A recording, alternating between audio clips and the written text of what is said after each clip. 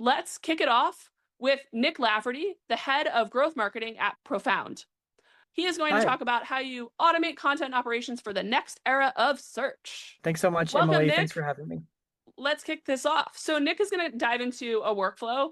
It's going to be in Profound, but it's applicable to hopefully all of you to figure out how to demystify AEO. So why don't you kick us off and share your screen? I have a bonus Gen Marketer thing to share if we have time at the very end. Oh, That I've cool. coded myself. We didn't prep this at all, so like I promise it's good, but it was not in the prep. Okay, hey everyone, I'm Nick. I run growth marketing at Profound. Thank you, Emily, for the lovely intro. If you don't know who Profound is, we're the market leader in AEO, and very rarely can you say that you're the market leader and show a G2 grid where you're literally the only brand in the top right. So I wanted to take just like a hot sec to show that off. What Profound is, we help you monitor, manage, and optimize your visibility in AI search. And we have tons and tons of data. Literally, we send millions of prompts to answer engines every day. We have billions of citation data points. We have the largest data set of real user prompt volumes. And we connect to your website, CDN, Cloudflare to pull down AI bot traffic and visits across your whole website. And so what does this do? All this data is very interesting because it lets us create content and workflows using that data that is the furthest thing from AI slop in the universe. And that's what I'm going to talk to you about today is we have a product called Profound Workflows. And what it is a way to automate a lot of these manual playbooks that we've been running, workflows, content. And so it connects all this data together. And we've been running playbooks manually. And now all these playbooks we've been running for companies like Ramp, US Bank, others that we can now automate with a tool in Profound. And so Profound Workflows is really the first and only solution to run content automation platform for marketers at scale that includes prompt volumes and real AI bot traffic data there. Okay, cool product, whatever. What do you do with it? Really helps you automate a ton of different marketing processes. And so you can use our own pre-built ones or make your own custom ones as well to do things like AEO, SEO research, make custom reports, ping you in Slack, identify competitive content gaps, review underperforming content. The sky's the limit here. It really takes Awesome. Profound from just insights. And this is brand new. If you're a current customer, you can be in the beta today. If you're not a Profound customer, come talk to me, find me on LinkedIn afterwards. We can make it happen. I want to show off a couple workflows I've run and then show off the workflow builder. And then again, if I have time, I'll show this like rando thing I vibe coded that I think is pretty sick. Okay, one of the things that we've made in Profound is a workflow to create FAQs. If you've heard about AEO research or content, you might know that FAQs are things that LLMs love. And why is that? LLMs are lazy. They want to be served up in answer without spending a lot of compute power figuring this stuff out. And so us and Webflow, Josh Grant, the VP of growth at Webflow, has some great content on how they've added FAQs to their product pages and how it's increased their citations like 80% just by adding FAQs and FAQ schema to all of their pages. So we built a workflow that makes it super easy. So I plugged in, let me try and zoom in a little bit. We plugged in the MKT1 Gen Marketer Summit page over here on the top right. And then we built the workflow. Step 2 is we'll scrape a web page. And so we scraped it. Then we'll run this through AI to determine the core user search query, which no surprise is perhaps Gen Marketer Summit is the head term for this. Love that. We run it through Google's People Also Ask. And then we also run it through our internal query fan out estimator. If I could like side quest on what query fan out is for a hot sec, I think that would be helpful. Please do, because I heard query fan out and I was like, what? Is there a diagram? SEOs are awful at naming things, and the evidence of that is no one has named the AEO GEO category yet. Query fan out is another evidence in that direction. ChatGPT uses Google. When you type a prompt into ChatGPT, it transforms your long prompt and literally turns it into 5 to 10 different keywords that it sends to Google. The keywords it creates and sends to Google, that's the query fan out. That's what that is it breaking a prompt into keywords. It's like a query into subqueries. Do I say query or query? I feel like I'm saying query wrong. Yeah. Query. It's a tough one for me. Okay, keep going. The more you say it, the weirder it sounds. It's getting weirder. Yeah, it's getting weirder. So we can detect those. We know exactly what queries ChatGPT sends. We can detect it and we pull it. And so for this, it actually pulled Gen Marketer Summit 2024. ChatGPT got the year wrong instead of 2025, which go figure. So the point is we do all of these things and then we say, okay, what are the FAQs for this page? And because it pulled a query fan out for 2024, it mislabeled the year, but otherwise it has question answers like, what is this? Who's speaking? How can I register? It's just for paid subscribers. And that's the end of the workflow. And so you can run this for every single one of your product pages, copy paste some FAQs, put it in your CMS. And so this is just one example of building and automating these things. And so to zoom out for a bit, here's what this workflow builder in Profound looks like. And so over here, you have different nodes you can drop in. Oh, I want to prompt an LLM. I want to scrape a web page. I want to do perplexity search. Maybe I want to look up a title and description for YouTube, API, connect your Profound data, all of that stuff. And so this is just the way of taking, again, these like manual processes of how SEOs, content people, AEOs will optimize their brand's visibility in AI search using a tool like Profound. Awesome. I love how actionable it is to just, there's so much going on around what do I do for AEO? There's so many different things like, should I do Reddit? Should I not do it? It is fast and easy for people to go in and make FAQs. And while it's not maybe the most exciting thing in the world to go do, you can do it quickly with Profound, get the right information up there and start to then be able to track your visibility and hopefully it'll go up. Yep. Everyone should Yeah. go and do this. And awesome to see this workflow builder being built out. And you also have tons, like I showed in the index, tons of analytics and data that people can track for their own brands as well. Yeah, Cool. my LinkedIn is always open for anyone who wants to chat AEO strategy. And I'm the one driving our AI visibility and increasing it. And so always happy to chat about that. Awesome. Can I side quest and show you this thing I vibe coded with Yeah, like side quest. Cool. Love that. Okay. I had no plans on showing this, but then I was like, I'm literally doing the Gen Marketer thing and like, I should just show this. So Great. I think if you work at a company and your company has an API, that's such a hack to be able to vibe code really cool things. And so what I'm doing, again, is the growth marketer at Profound. We sell to marketers. I'm the main user of our product, is that I want to do feature improvements to our product, but I'm impatient and I don't like submitting linear tickets and waiting for my team to prioritize the tasks and feedback that I want. So I'm just like building my own features that then Gen Marketer it up. Yeah. I'm demoing features and then I present to my CTO and he's, oh, this is cool. We should build this. And then he literally puts a designer on it. This thing I'm showing you is like in active development in Profound. And so what I care about is in Profound, you can track different topics and then prompts within those topics.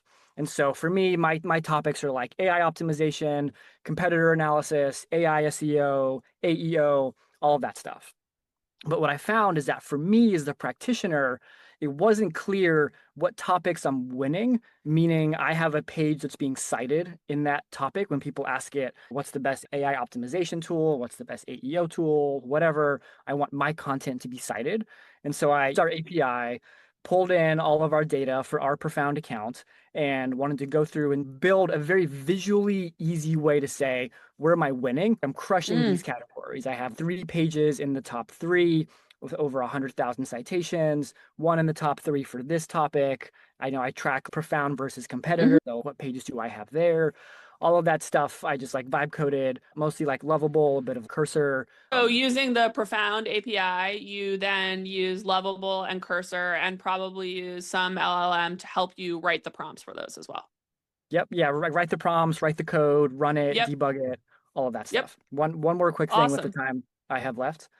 Yeah. One question I had is that in my industry, we have AEO and we have GEO. These are like fundamentally the same things, right? Yes. They're the same things. And so I wanted to know as we track prompts for both of these, and I wanted to understand what pages get cited when you ask ChatGPT a GEO question or an AEO question. I was like, surely there'd be some overlap in the pages that get cited. They're fundamentally the same thing.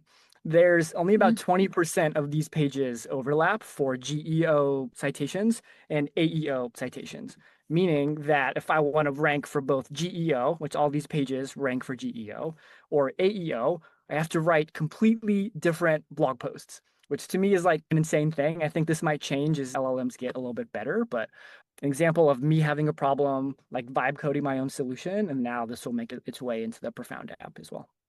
Awesome. Literally things that you're doing on the marketing side and vibe coding, you're then sending to your product team and being like, build this for everyone else. And it's happening. And that's like the silo breakdowns that, and your marketing team is pretty small. And so this is somewhat possible, but I think those are the silo breakdowns and the fastest moving AI companies. Profound's growing very fast. These fastest growing companies are doing things like this. Anyone can vibe code and prototype and put things together. So this is awesome. Love this.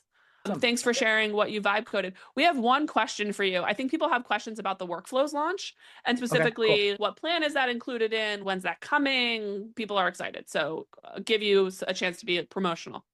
Yes, awesome. Thank you. Profound workflows are in beta to all enterprise customers right now, and we're rolling it out to all growth plan subscribers, which is our $3.99 a month self-serve plan starting next week. Awesome. And we have a discount on the growth plan. It's 20% off. Use code MKT1 in my best ad read voice. Thank you so much, Nick. Love what you all are doing. If you have, go check out Profound's content on AEO as well. They're really leading the way on how to think about this. And so there's so much to learn here, but I think everyone could go and make an FAQ at least. So great. And thank you so much for being here. And yeah, appreciate it. I'm going to bring up Elaine Zelby next. Elaine is the co-founder at Tofu, and Tofu helps you ship integrated cross-channel campaigns faster. All right, Elaine, what are you going to show us today? Woohoo! I am going to show a re-engagement campaign across channels. This is going to be fun. This is going to touch many different tools. So we're building an AI re-engagement campaign that is going to touch different channels. Now, I'm going to actually give you a couple sentences on why is re-engagement a really great place to play. I cannot tell you how many companies are still trying to solve outbound, when in reality, you have a huge chunk of people who have they're not only aware of your product, they literally have interest and have engaged with you all the way through an opportunity. And yet nobody seems to be caring about the low-hanging fruit. It's much easier to get a company that's already been a deal back as a deal than trying to go cold outbound your way to a net new opportunity. So this is why this is an important campaign. People forget about this life cycle stuff all the time. Yeah, most people aren't doing this. So we're going to show you how to do this and accelerate it with AI. So what is it? 3 different steps. First step is you have to have a way to ingest your closed lost deals, ideally in a dynamic list. You would like to include your call recordings or at least summaries or transcripts of your calls. You want any of your CRM notes or things from sales, lost reason, any other details that's going to give us nuance as to why were they excited in the first place? Why did the deal close? Blah, blah, blah. Second thing is you're going to want to have a workflow where after a certain amount of time, we're going to re-ingest them. We're going to take all of that historical data. We're going to run research agents on what's happened with them since we spoke, what happened with us since we spoke, and then we're going to turn that into an integrated cross-channel re-engagement campaign. Now, this is the stack that I'm going to walk you through today. So my stack touches 4 different tools. The first tool is Sybil, which is our AI call recorder, which is integrated into HubSpot. So that's how we're getting all of the call data into our CRM. HubSpot Thanks for mentioning them. People love Sybil, but I'm also an investor, so love to hear it. I don't think you knew that. I'm a huge fan. Power user of Sybil. Happy to share any information on how we're using it. I think we're definitely power users of it. We have created a bunch of custom fields, which I will show you in a second, in HubSpot. And HubSpot is our everything. It is our CRM, marketing automation platform, SDR sequencer, and that is integrated to Tofu. Tofu then allows me to use all this data to create one-to-one content across different channels and then orchestrate the execution. So push the marketing emails, the HTML emails to our HubSpot marketing email part. Push the SDR sequences, the call scripts, the ads, all the different things to different places. And then the last thing I just added here is we're just starting to do some ads for air cover. So while the campaign is running, it is going to dynamically start to show those companies ads across LinkedIn. So with that, I'm going to start walking you guys through it. So the first thing I'm going to show you is the Sybil setup. So in Sybil, we have an integration to HubSpot, and you can see we have created a ton of different fields. So on every single one of our sales calls, we are listening for information around competition, what their tech stack is, what the situation and pain is. We use SPICE as our methodology. So all of that is now mapped into HubSpot. So in HubSpot here, I have a dynamic list of my closed lost deals. You're seeing my real stuff. So if any of you guys are at these companies, I'm coming after you. So let's take a deal. We'll take merge as an example. So you'll see in the record, we have on the left-hand side a bunch of information about this company, and you'll see all this stuff is being pulled in from Sybil. So it's going to pull in company level pain, it's going to pull in situation, all of these different fields that we've created. And that is how Tofu has that level of information. So that's what's sitting in our HubSpot for every single close loss deal. Now, what happens is we have a time set for 90 days. It's arbitrary in our sense, but you could choose whatever that re-engagement window looks like. Now, in Tofu, I have a campaign set up for us today. Now, what we're going to do is we're going to walk through what this campaign looks like. If other people wanted to do different channels, there's a lot of different channels we can touch. But this campaign is pre-built with a landing page for every single account, a call script for our SDRs. I created 2 marketing emails that are going to be HTML. I have 2 emails that are SDR. I have 2 LinkedIn DMs, and then I have 2 ads specifically for these new plays, these ABM plays that we've created. So I'll walk you through exactly how this works. Now we're connected to the HubSpot list. I just pulled in a few companies to not waste so much time, but this will be connected live to the list. So anytime somebody was a close loss deal, they would automatically get enrolled into this campaign, and we would start building out this content for them. Now on the landing page side, I have given Tofu one of our landing pages. This is just our product page. And you can see in this case, it pulled in G Treasury as our test. So we selected these sections in the orange boxes where Tofu is going to take all of that information we know on what were they interested in, what were their biggest pain points, how are we supposed to help them, and it's now going to incorporate that in all of these sections in orange. Now, I have to review one of them, so I have to literally go through as a human, and this is that human level approval cycle, and say, yep, I remember this was really top of mind for them, looks good. And now all I have to do is generate all of them. So once we do one, now it will go and do, assuming I had the whole list, 200. So it's going to go, and every net new time a company is added, it will also get a landing page. So now we can go and connect those landing pages to things like ads, HTML emails, SDR sequences, LinkedIn DMs. So while that's going, let's move on to our next item here. I have a call script. Now, our call scripts look a little bit different than some people's. We have an opening hook, and then we have different talking points. We have objections that they might receive, and then closing options. So you can see everything here in green is built one-to-one bespoke. In this case, it was for merge. Now, same thing as before, it's going to force me to review it. And now let's go and either test another or generate for all of them. So I'm going to let it generate for all. And we'll take a look at how wildly this changes when it goes to the next company. So next one, we'll get to see G Treasury. Okay.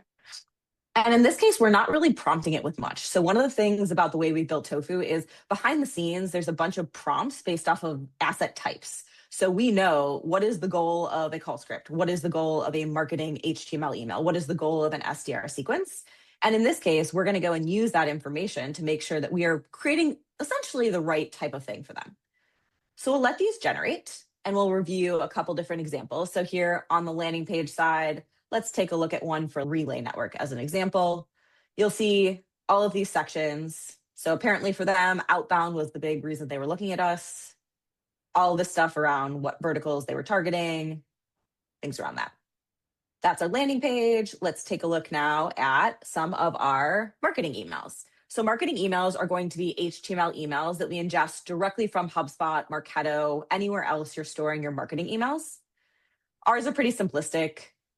Things like logos will populate back when we push it to HubSpot. We just don't visualize it here, but you can see this is now it has a link in a button. It has much more of that style that you'd expect in an HTML email.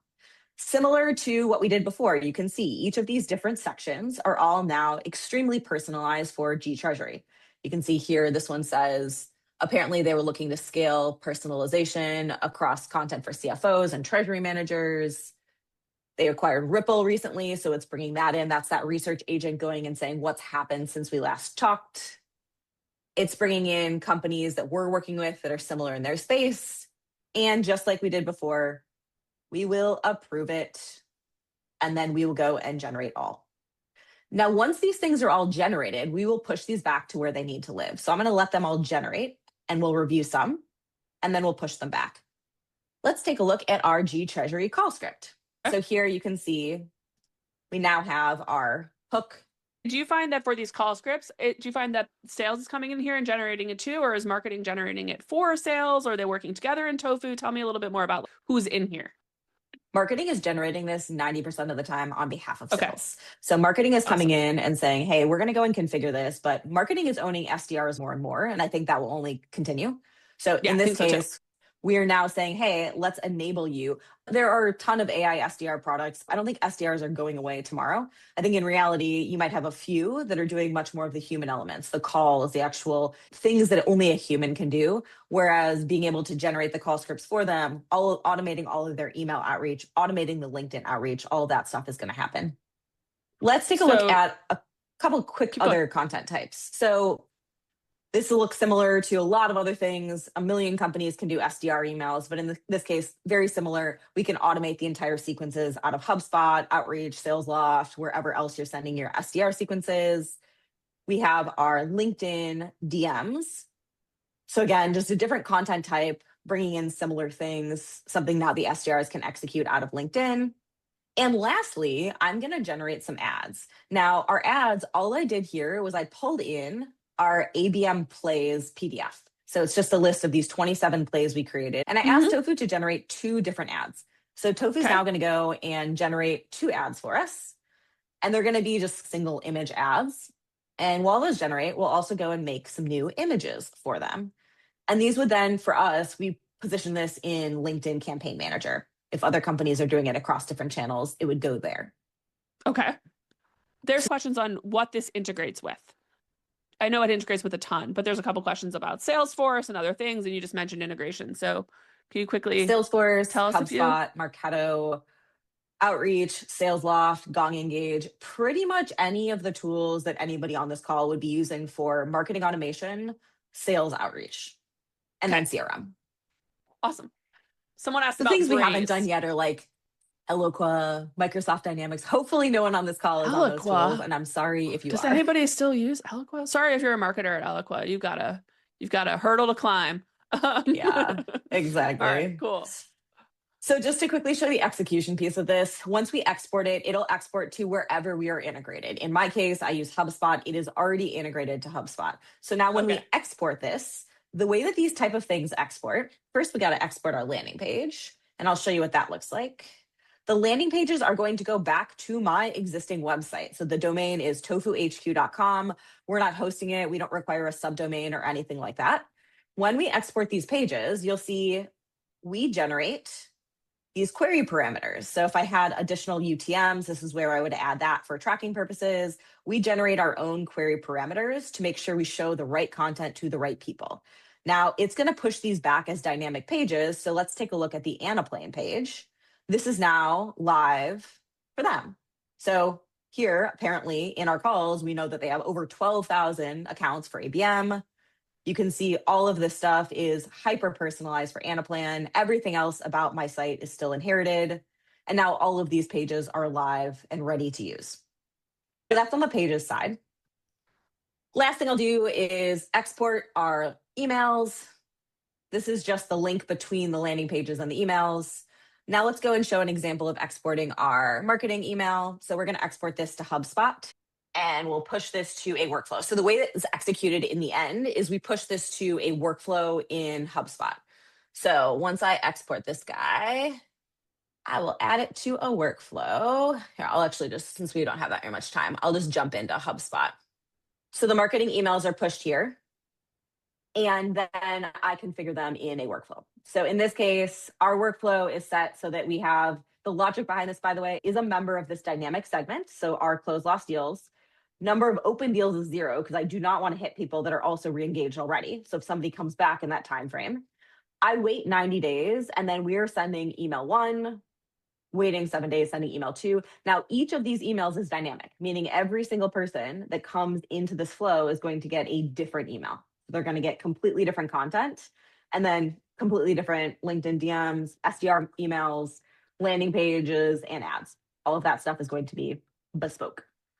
The one really quick thing I will show at the very end is the image side. So if I also wanted to go and generate some images for things like ads, we also have the ability to go and do that here. So in this case, I wanted to do some kind of cool new ads for our ABM plays. In this case, I gave it the prompt to do it for the customer lookalike campaign. Now I have my ad. I can go and use this in my LinkedIn ads as well. So I'm really trying to tie together as many channels as I possibly can for a truly integrated campaign that is trying to hit these group of people who are, again, very low hanging fruit as many times as I can with the most relevant and contextual information as I possibly can. Amazing. So cross-channel, account specific. You can use AI, but then tailor it yourself, connects with all of your tools, a command center really for a gen marketer. So I love it. Thanks, everybody. All right. Thanks, Elaine. All right. Next up, we are going to hand it over to James.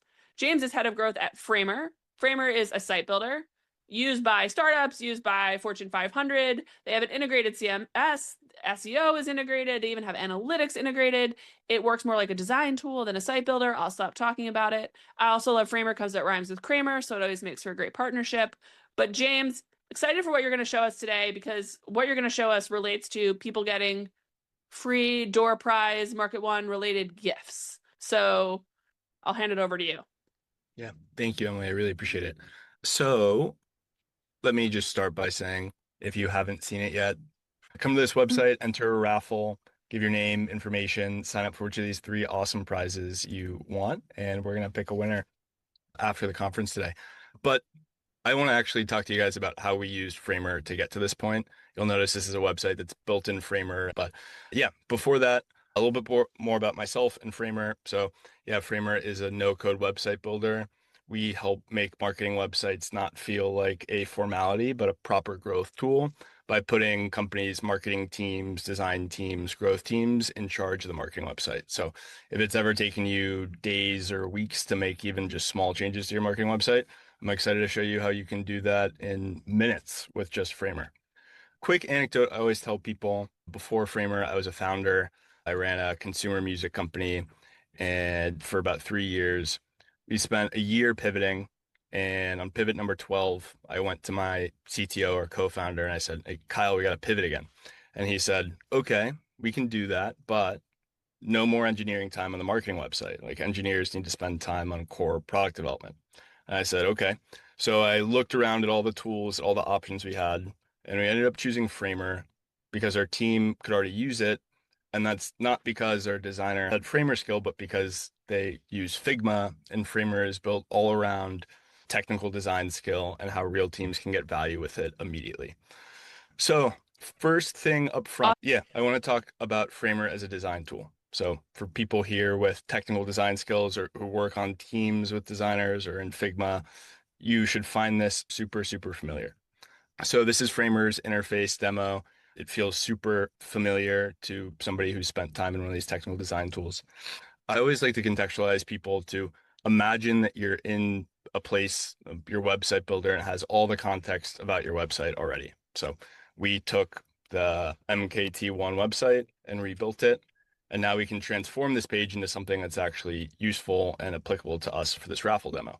So I can start to delete some frames and stacks here, give ourselves a little bit of space just to make what we're looking for. Event banner no longer relevant, unfortunately. This header context is interesting, but perhaps not exactly what we're looking for. So I'll go over here, update the text on the website. This button, we're not checking in. What we're doing is entering the form, viewing website attendees. So I'm going to add in a stack, change the orientation, update some copy, not check in, but enter raffle, not check in, but view attendees. And the large point here is you can already see anybody with just a little bit of technical design skill can make really impactful changes and ship. It's really powerful. It's a lot like Figma, but if you can use Canva or even Google Slides, you can probably make your way around some of this. Exactly. And I think the way that we think about it is if your designer, design team, whoever is already designing the website, they might as well just be design builders, design engineers. And that's honestly a pretty good transition for me to start to talk a little bit more about integrated growth workflows within Framer, because your marketing website is in the hands of your design team, of your marketing team, opens up boundless possibilities. So when you all came to us and said, okay, let's use Framer to do something for the raffle, I was reminded of something that we've done at Framer where we allow people to submit content and then kind of surface that content back onto the website and make some really engaging experiences. So this is a simple form that we have here. What I'll do is I'll hook this up to some webhooks. So this is hooked up to a webhook, which I'll talk about in a second, but for the time being, I'll also add in Google Sheets. So I will make an MKT1 demo sheet. Cool. If I go to this sheet, you'll notice that it is blank, and I will add in just some demo information here to show the point. Going back to Framer, what I'll do is I'll hook this into our CMS. By grabbing this sheet URL, I can go ahead and import a new CMS collection straight from Sheets. Great. And map in all the fields that we're getting. So I don't need email addresses or any of the raffle prizes. Yep. And automatically, great. And then if I want to actually do something with this information, I can insert a CMS collection onto the page. So we grab this Google spreadsheet. We just really simply pull it into our layer up here where we have profile cards. And where Framer starts to get super interesting and really powerful is how easy it is to map content into things that you're doing. So this profile card, for example, right now it just shows like a default MKT1. But if I want to set the image to a file and I want to set the name and title and her company link as the LinkedIn URL, suddenly we're Awesome. actually on this page, you're rendering this content and people are able to engage with it. So I can now go view her LinkedIn profile and go from there, which is very cool. Yeah. Awesome. Love it. If, So this is how you built this page and Exactly. made it so everyone can submit. And it was basically as easy as just designing it. Awesome. Yeah, 100%. Love it. Next part about this is I mentioned this webhook URL, right? You can send form data or data anywhere. If I was an enterprising young growth person and I was thinking, okay, all these relevant marketers are going to fill out their information and might be interested in using Framer for their .com, how can I actually help and gain information from this? I might take these submissions and hook them into one of the enrichment tools like presented about today. For us is app. So this information is getting sent to his app on the back end. So you'll see all of the form information here. We do a little bit of formatting to pull out the website domain. My entry came from Framer. Use a tool like Harmonic or any other content enrichment tool just to pull some additional context about Framer and what the company actually is. So Amazing. easy. Do some filtering to make sure it's the right kind of lead size. Use a tool like Apollo to get more information about this guy, James. And then we could really do anything with this. So if I wanted to add it into HubSpot or Notion or any other kind of integration to make things really seamless and easy and help out the sales team, that would happen with ease. Awesome. Yeah, the opportunities here are really boundless. Amazing. Amazing how well it connects with everything else. Amazing how easy it is to basically just design a page and have it be made. A couple of questions about the built-in SEO features. Yeah, Tell us a absolutely. little bit more. Yeah, Framer is really more than just like an easy little design tool.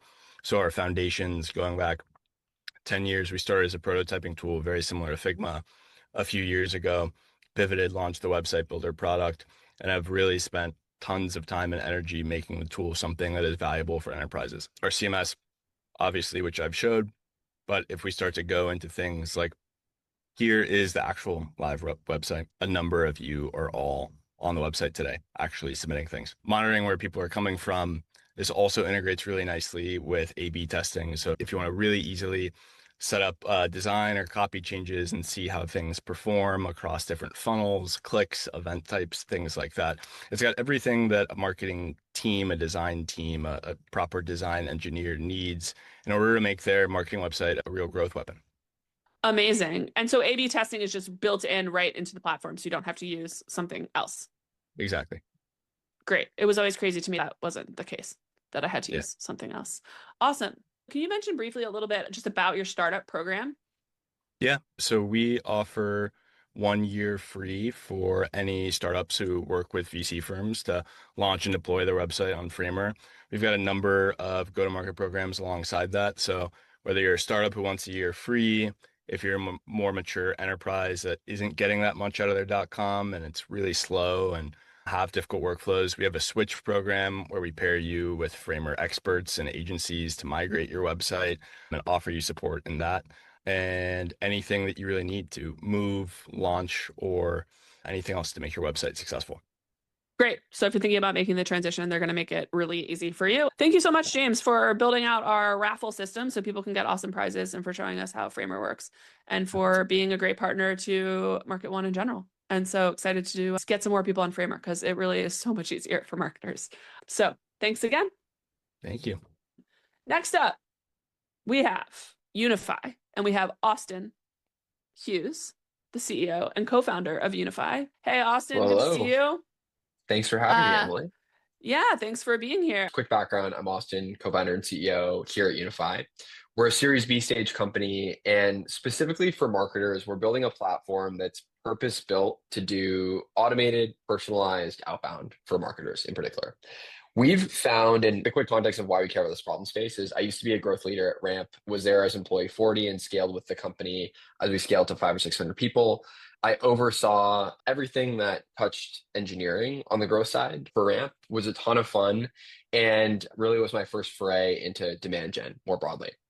I would say that our perspective on the product side is that we believe that marketers should have the same powers that human sellers do in the capacity of being able to automate actions or reach out to prospects. But we want to be able to do that in a canvas in a single place where marketers can do and build campaigns and do things that actually scale. I'm excited to walk you through, piggybacking off of some of the content you saw earlier from Profound, a campaign idea that we actually run today within the Unify team. So this idea we're going to walk you through is taking traffic from sites like ChatGPT, Perplexity, and turning that into automated, personalized, and timely outreach. So first and foremost, in this workflow, what I'm going to do is show you what the trigger moment looks like. And so what you're looking at right now is plays in Unify. Plays is the canvas in which we can take any action that a human seller would. If I go into our audience builder here, what you can see is we're filtering down to specific companies that are visiting our site in the last 30 days, coming from Claude, Perplexity, or ChatGPT. You can get really specific with the filters that you want to run in Unify. We could add other things like UTM parameters if you want to match up to the specific paid campaigns you have, or we could pull in a bunch of other signal data points that we have on our end, whether that's person level or company level website intent data, whether it's other intent signals that we offer. But for the sake of this demo, I'm going to keep it pretty simple and focus it specifically on just the people that are coming to the site from Claude, Perplexity, ChatGPT. Love it.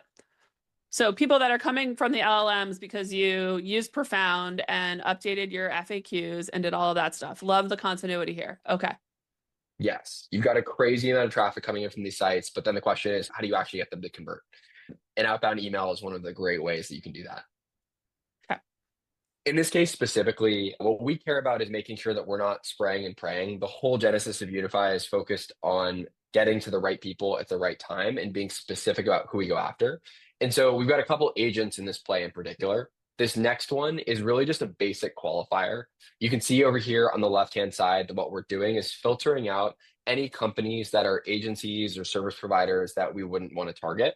And we also want to filter out any companies that are B2C because we don't sell to B2C companies. And so over here on the left-hand side, we've just built a basic agent. We could come in here and configure this more if we wanted to. You can give guidance, etc. But this is a basic, just like sense check to make sure that we're going after relevant traffic because we do get a lot of noise on our website. This next agent here is going after and looking for at these companies, are there any major new product announcements that happened in the past 30 days? And the reason why we care about this specifically is that today, if you're able to reach out to folks that have a clear continuous message as to why your product is a good fit for them, they're much more likely to convert. This is actually a play that we run internally ourselves, which is that because we focus on companies' website and helping them to retarget traffic, it's one of the features that we offer. Being able to reference specific product launches that we believe drove a lot of website traffic helps tie into the narrative of why we're helpful. And so in this case, this agent, what it's looking for is just, hey, have there been any company announcements or product announcements in the past 30 days? I can always come in here and edit. If I wanted to come in and see what this agent is going to run or preview on, I can always come in and click generate. And in the background, what we're able to do is run these agents at scale. So we have customers that will run 10,000 plus agent runs a day. Those are running asynchronously in the background to, again, automate outreach. So moving along the workflow, the next step after we've got accounts that are well qualified and have come in from the LLM traffic, what we want to be doing is actually prospecting and going after the right people at those accounts. We do run plenty of plays within Unify that start at the person level. And so this step wouldn't be relevant in that case. But in this case, we're actually starting with companies. And so we've got a bunch of interesting companies to go after. The next thing we want to do is actually find the right people to target at those accounts. And so Unify actually has our own in-house proprietary contact data waterfall that we use to get enriched phone numbers and emails. You can see here that everything is persona-based. And so you actually can come in and build up personas that we care about. We've done that here. And then in this case, we're actually going to look for phone numbers as well. You could also add keyword searches or location-based searches if you wanted to, but in this case, we haven't, but that option exists. And then lastly in this branch, we're just going to go ahead and enroll people into sequences. And so what you can see here is the routing is based off of those personas. So making sure that we're getting the right message to the right person. What you can see here is we've got all these different routing setups. You could come in and add additional ones if you wanted to as well. And then lastly, we're going to sync that data back into Salesforce. One of the things that's really important about Unify is that we're able to create new records and we're able to update existing records as needed to make sure that we're just tracking the activity that's happening and making sure that we're following your rules of engagement. Okay. A couple of questions while we're going on that a couple people have asked is, how are you de-anonymizing traffic? Are you using company level or contact level matching? Question from Jeremy. That's a really good question. So we do both, and I can talk through the specifics of how that works. At the company level, what we do is we partner with companies like 6sense, Demandbase, Clearbit, and others to reveal companies. And so how that works is it's a reverse IP match. We take someone's IP address, we match that. And that's the standard of how the company level match works. We're best in class there. We oftentimes see between 50 and 75% match rates because we're able to waterfall reverse IP providers, including many of the best names I mentioned. On the person level side, what we do is a cookie-based approach, which is that when someone form fills on your website or someone clicks through a link in your email or someone signs up for your PLG plan, we're actually able to understand who that person is and all that traffic on the marketing site at the person level. That works insanely well for us. I think today our person level match rate is something like 15% off of those approaches, and we don't have a PLG plan. And we get very high match rates, and that builds up over time. And what ends up happening is the people that are being revealed at the person level are the people that have downloaded your white papers. They're the people that have done a demo in the past and just didn't convert, and they end up being extremely high value prospects. The other type of intent data on the website at the person level is this concept of doing an RBDB-esque approach of matching a person based off of visitor traffic. We don't do that specifically in our product, but we do have an API where you could take one of those products and pump that data directly into Unify. There are those options as well. We see ourselves really as the workflow engine around those data points, even though we do offer a lot of those signals out of the box. Awesome. A couple of questions on who is the best user for this. Are you seeing mostly marketers using this, mostly BDRs? How are people using this compared to Clay was a question. So yeah, how are people getting the most success out of this? Yeah, it's a great question. So first and foremost, the teams that find a ton of success out of Unify typically have two teams in the product. What we find is that usually the product is bought by someone we consider to be an outbound quarterback. That could be a growth marketer, could be a growth person, could be a demand gen person, could be a RevOps person. It's somebody who can think in terms of scalable systems, and they want to think about automating many actions on behalf of the team. So usually the starting point is somebody who's an outbound quarterback shows up, buys the product.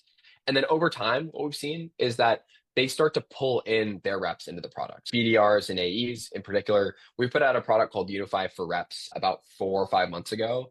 And today, the adoption for that product continues to be faster than anything that we've seen. And the reason why we're seeing that adoption is that the most common ask from outbound quarterbacks always becomes, hey, these things are really high value. I want to pass these to my reps. How should I do that? And Unify is just the native system to do that handoff process. And so today, these are the two types of people we see in the product. Great. The other question I think was around Clay in particular. Yeah. Is it a complement? Is it a replacement? How do you think about it? Yeah, it's a great question. Clay is an awesome product. We're actually pretty big customers ourselves. How we draw the lines and where we end up getting value out of both is that we use Clay for CRM enrichment. So when you think about building up your TAM, when you think about scoring, you think about bucketing and building out these tranches of what are the companies that you want your reps and your teams to be targeting, Clay is an incredible playground for doing that work, and we actually do that ourselves. What we find is that Unify, where we come in, is that we are the system that helps to automate the outreach once you've gotten all that data. So we actually use a lot of the Clay data as input to Unify to say, okay, we had some sort of intent signal come up. We want to go ahead and do an automated outreach. Let's check and see if this is a high value, medium value, or low value account first. And we're going to send a different approach after those accounts, depending on where they fall there. And so Unify, we find the benefits of using Unify in that case are that we're much, much faster. And so when we go from website intent to email, we try to do that in 15 minutes or less, because the time difference really does matter and the speed does matter a lot. Have you done research on that? Is it exactly 15? Are there different thresholds where it really starts to matter? Like, where is the absolutely don't do it after this amount of time cutoff? It's a good question. It does vary by the signal. And so something like website intent data is extremely fast. And we haven't done the research to say when you shouldn't reach out after a certain point. I would argue that in my experience, the reach out within 24 to 48 hours is ideal. But there's a million studies that will show, and I'm sure, Emily, you've seen this and studied this too. It's just the faster you reach out, the higher your conversion rates are. And there's an exponential decay. Exactly. It's timely, it's relevant. You don't want to be context switching in and out. And so the beauty of Unify is that we can be there so quickly. The other piece is just building these workflows. Even though they look simple on face value, under the hood, they're relying on a ton of complex data joining and transformation. And in this case in the trigger, being able to actually filter to, okay, not only the people that have been to the site from all these different referral sources, as well as employee count, but being able to join in things like, hey, does this account exist in Salesforce or not? Is this an account that fits XYZ status, et cetera? Being able to do that joining and transformation work in a matter of seconds, rather than taking a couple hours or many hours to build out all the columns and thinking through that logic every single time, means that you have speed on your side to actually build and experiment with new campaigns. Awesome. Love that. One other sort of technical question. I'm just going to read it because it's a specific question and I don't want to paraphrase it wrong. Does Unify sort accounts by intent signals such as recent funding rounds or hiring for ICP roles? If yes, is that intent data coming from real-time or recently updated sources, or is it based on older data?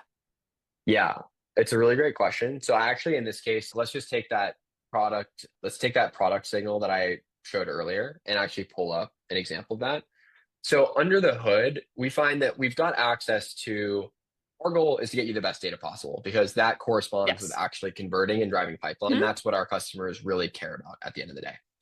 And so in the case of, as much as possible, we're trying to pull from what we view are the best data sources. Something like a product launch, we're actually going to go in and do just real-time web scraping. And so what you can see here is what the agent actually did is to go find, hey, is there a most recent product announcement for, in this case, this company, Culture Monkey?